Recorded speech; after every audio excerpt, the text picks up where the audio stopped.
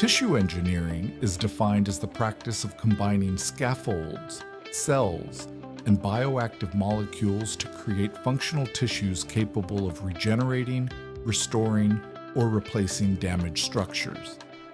This discipline integrates knowledge from cell biology, biomaterials, and regenerative medicine, establishing itself as an interdisciplinary field focused on developing advanced therapeutic products.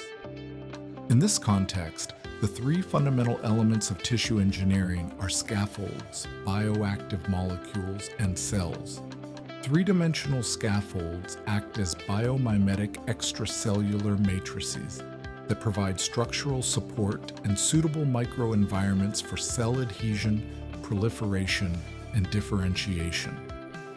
Bioactive molecules, such as growth factors, cytokines, or proangiogenic agents, regulate cell viability, proliferation, differentiation, and vascularization, partially replicating the function of the extracellular matrix.